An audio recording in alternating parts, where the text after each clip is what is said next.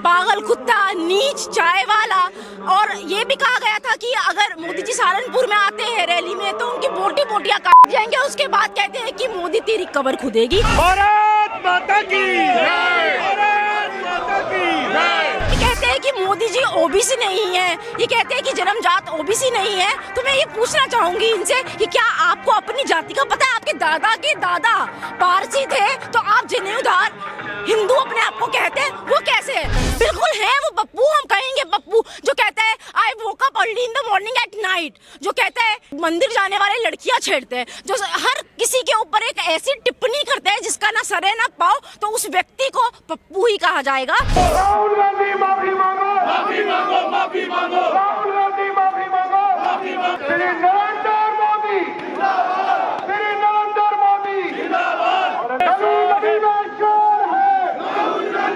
क्या कहना चाहेंगे राहुल गांधी? जी मैं ये कहना चाहूंगी कि देश की जनता, महिलाओं का, राष्ट्रपति का और बारंबार देश के प्रधानमंत्री जी का अपमान, यही है कांग्रेस पार्टी की पहचान। अब देखिए कि आप इतिहास में जाकर देखिए कि इनका इतिहास रहा है कि मौत का सौदागर से लेकर जहर की खेती, उसके बाद मैं कहने में भी संकोच करती हूँ पागल कुत्ता, नीच, चाय वाला।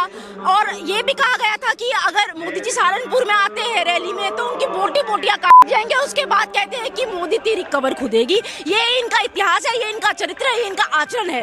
और आप जब ये कहते हैं कि मोदी जी ओबीसी नहीं है, ये कहते हैं कि जन्मजात ओबीसी नहीं है, तो मैं ये पूछना चाहूंगी इनसे कि क्या आपको अपनी जाति का पता है? आपके दादा के दादा पारसी थे तो आप जनेऊदार हिंदू अपने आप को कहते हैं, वो कैसे है? और दूसरी बात मैं ये कहना चाहूंगी कि 27 अक्टूबर 1999 में जब ये अधिनियम लाया गया कि कुछ जाति को, जो मोदी जी की जाति थी, उसको ओबीसी कैटेगरी में इंक्लूड किया गया था, तब ना तो हमारे प्रधानमंत्री जी सीएम थे और ना ही पीएम थे। तो उससे पहले हुआ है। और आज़ादी के टाइम पर बहुत सारी जातियां, आज़ादी के बाद बेसिकली बहुत सारी जातियों को इंक्लूड किया गया एससी, एसटी, ओबीसी में।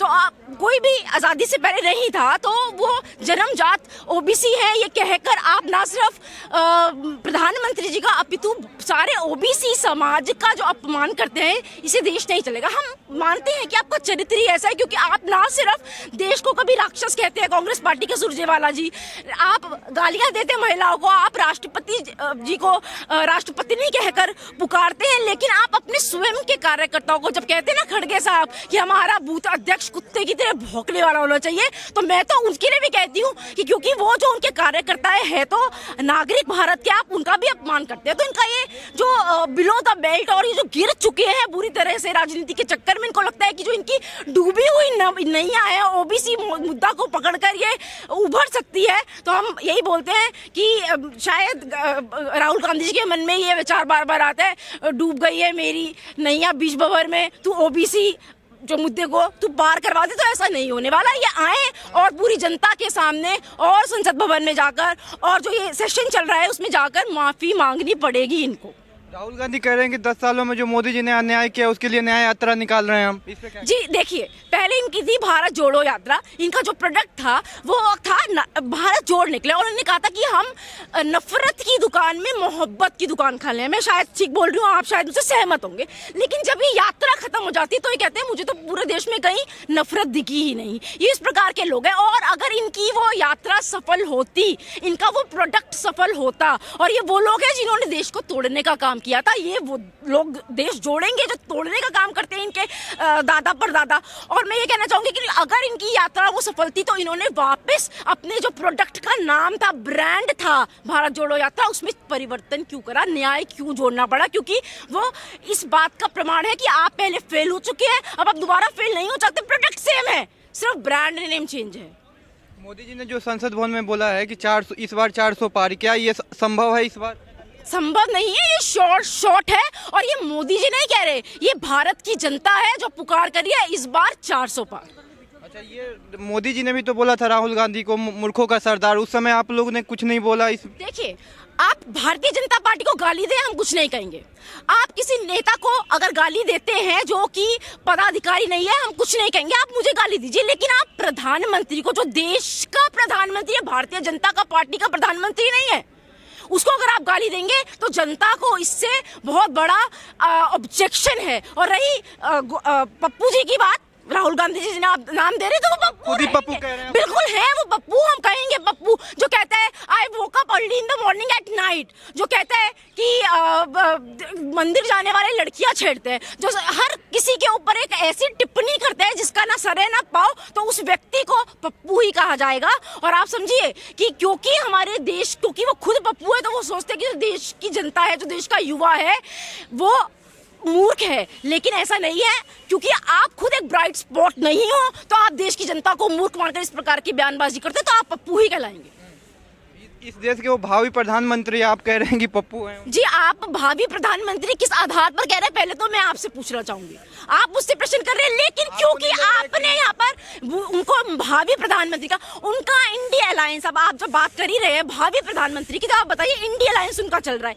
अब जो उनकी भारत जोड़ो न्याय यात्रा जिसकी बात आप कर रहे हैं और जिसको वो इंडिया का नाम देते हैं अपने इंडिया अलायंस को, ये मणिपुर से स्टार्ट होती है। जब ये मणिपुर में जाती है सबसे पहले तो ये आह्वान करते हैं कि जो जो मेन पार्टी के लोग हैं वो उसके अंदर हिस्सा लेंगे। उसके बाद सबसे पहले जो यात्रा इनकी जाती है बंगाल में, और जो दीदी है ना, दीदी वो ऐलान कर देती है मैं अकेले चुनाव लड़ूंगी। राहुल गांधी कह रहे हैं कि बेरोजगारी का बीमारी फैल रहा है देश में, इसलिए मतलब परिवर्तन चाहिए, जनता ये मांग कर रही है। क्या फैल रहा है? बेरोजगारी का बीमारी फैल रहा है देश में। जी, मैं आपको एक बात याद दिलाना चाहूंगी कि बेरोजगारी एक्चुअली क्या है। जब हमारा जो देश का विकास दर है और जो महंगाई दर है, इन दोनों को कंपैरिजन करा जाता है। जब इनकी सरकार रही 50 साल, तो जो अगर हम कंपैरिजन करेंगे तो 2006 और 2007 आप सिर्फ वर्ष छोड़ दीजिए, बाकी के जितने भी वर्ष हैं उसमें महंगाई दर हमेशा विकास दर से ज्यादा रहा है। और जब मोदी जी की सरकार आई तो सिर्फ कोरोना काल को आप छोड़ दीजिए, बाकी सभी सालों में जो विकास दर है वो महंगाई दर से कम रहा है। तो बेरोजगारी कैसी? और जो महंगाई का ये गाना गाते हुए आज निकल रहे हैं, युवाओं को भड़का रहे हैं, तो सभी युवाओं को एक सरकारी नौकरी देना संभव किसी भी सरकार के लिए नहीं है। आज का युवाओं के लिए जिस प्रकार से स्कीम्स लागू की जा रही है, हमारा युवा आज बहुत ही प्राउडली कहता है कि हमारे देश का प्रधानमंत्री मोदी जी हैं और वो होने चाहेंगे, और 400 पार की बात आज का युवा करता है। सबसे बड़ा आरोप हो रहा है कि 2024 में मोदी का मतलब ईवीएम पे ही गेम है, जब तक ईवीएम है तब तक मोदी है, तो मोदी साफ हो जाएगा देश। अच्छा, तो जहाँ जहाँ पर इनकी सरकार जीतती है तब ईवीएम का दोष नहीं होता। जब ये दिल्ली में जीते हैं तो ईवीएम के बल्ले बल्ले, चुनाव अधिकारियों के बल्ले बल्ले, इलेक्शन कमीशन के बल्ले बल्ले, न्यायपालिका, जब इनके हाथ में कोई जैसे सर्विस ट्रांसफर सर्विस का मैटर आया था तो न्यायपालिका के बल्ले बल्ले। लेकिन जब भारतीय जनता पार्टी की सरकार देती है तो सारा का सारा दोष ये ईवीएम पर मढ़ देते हैं। जब इनके जो हमारे, मैं केजरीवाल जी पर भी आ जाती हूँ आप, क्योंकि हम दिल्ली में खड़े हुए हैं, तो ये 5वें संबंध पर भी नहीं जाते हैं। और अगर ये इतने ही पाक साफ है तो ये ईडी के संबंधों को इग्नोर क्यों कर रहे हैं? और अगर ईडी भी अगर ये कहते हैं कि भाजपा की है, जो कि ये ऐसा बोलते हैं, फेक ये लोगों को ये भ्रमित करने का काम करते हैं, तो मैं पूछना चाहूंगी कि न्यायपालिका जिसने सर्विस ट्रांसफर मैटर में आपका ही साथ दिया था, वो बेल क्यों नहीं दे रही है मनीष सिसोदिया और संजय सिंह जी को? आप जाइए बेल लीजिए। एक और आरोप है कि मतलब मोदी सरकार में महिलाएं सेफ नहीं है, इस पे क्या कहेंगे? महिलाएं सेफ नहीं है? मेरे ख्याल से महिलाओं का जो नारी वंदन अधिनियम लाया गया 27 वर्षों के बाद, अगर नारियों को उनका सम्मान मिला है, उनका साथ उनको न्याय मिला है, तो वो मोदी सरकार ने करके दिखाया। हम सिर्फ महिला सशक्तिकरण की बातें नहीं करते, हम महिलाओं के लिए भिन्न भिन्न प्रकार के काम करते, चाहे वो टॉयलेट्स का हो उनकी सुरक्षा के लिए, चाहे वो उज्ज्वला योजना का हो, चाहे वो बेटी बचाओ बेटी पढ़ाओ हो, चाहे वो गरीबी रेखा हटाने का काम हो, या फिर जब वो आवास प्रदान करते हैं तो उसमें 70% जो आपका रिजर्वेशन होता है, जो रजिस्ट्रीज हो रही है वो महिलाओं के नाम पर हो रही है। 27 करोड़ सैनिटरी पैड्स अगर 1 रुपए की लागत पर बिकते हैं तो प्रधानमंत्री जी के जन औषधि केंद्रालय में बिकते हैं। अगर आज ये सशक्त बनाया जाता है महिलाओं को, और फिक्स वो बनाया, सेनाओं में उनकी भर्ती की जाती है और उनको एक फिक्स कमीशन का रूप दिया जाता है, तो वो नरेंद्र मोदी जी के कार्यकाल में होता है। और अगर एक महिला राष्ट्रपति बनती है, वो भी जब वो एसटी ट्राइबल कम्युनिटी से बिलोंग करती है, ये भी नरेंद्र मोदी जी की सरकार में संभव है, इससे पहले ऐसा नहीं हुआ। मैम क्या कहना चाहेंगे, मोदी जी को ओबीसी जाति का बताया ही नहीं जा रहा, बोले ओबीसी जाति से नहीं है, जब 50 वर्ष के बाद ओबीसी जाति मतलब अपना चेंज कर लिया। मैं खुद भी ओबीसी जाति से आती हूँ। साहू, तेली, साके, मैतो, सैनी, ये सभी समाज ओबीसी जाति में आता है और देश के प्रधानमंत्री जी साहू समाज से है। तेली और साहू एक ही समाज है। मैं मीडिया के माध्यम से कहना चाहती हूँ, जो साहू समाज में पैदा हुए जन्म से ही ओबीसी में आते हैं।